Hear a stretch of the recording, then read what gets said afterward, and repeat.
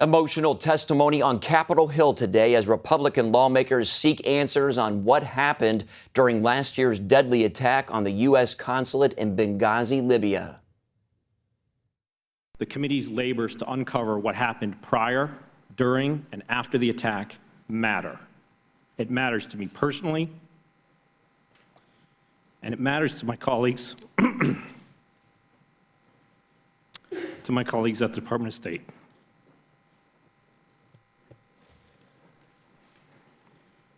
It matters to the American public for whom we serve. It does. Well, 3 key witnesses say terrorism was suspected from the beginning, something the Obama administration denied after the attacks. Representative Darrell Issa is the chairman of the oversight committee behind today's hearing.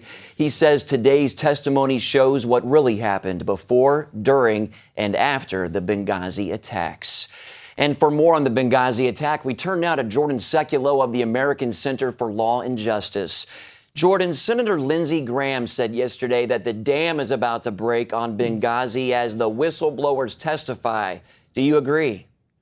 I do agree, because I think the American people, members of the State Department, these are bureaucrats, people have spent their entire careers, most of their professional life, serving the U.S. government in that State Department role.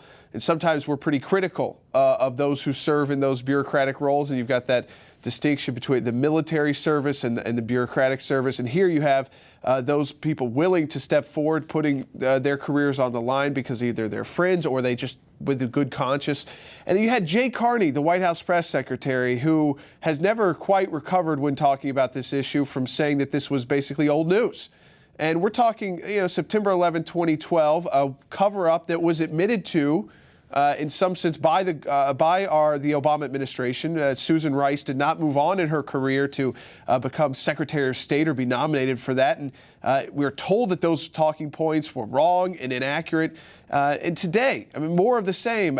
You had a congressman assert, I think, arguing the administration's position that any aircraft would be 9 to 12 hours away. And you have the deputy head of our mission to Libya, who was the number 2 when Ambassador Stevens was alive, number 1 when he was killed, say he was told it was 2 to 3 hours, but the defense attaché from the Department of Defense was told to stand down. The American people do care. We've heard from over 75,000 of our members in 48 hours. Well, let's talk about Greg Hicks, the number 2 diplomat in Libya. He says that he pleaded for military intervention, but it was denied. How can the administration possibly dig out from under that allegation? Well, they're going to have to at least be honest.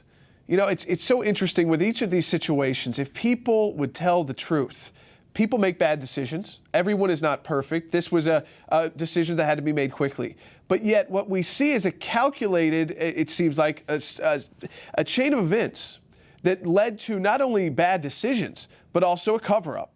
And who was responsible for that narrative, which I believe, and I think a lot of American people do, and so do those testifying, that it was to stay away from the word terrorism, to stay away from al-Qaeda, which we know was edited out of Ambassador Rice's talking points. And it was, of course, a couple of months before the general election. So to stay away from terrorism.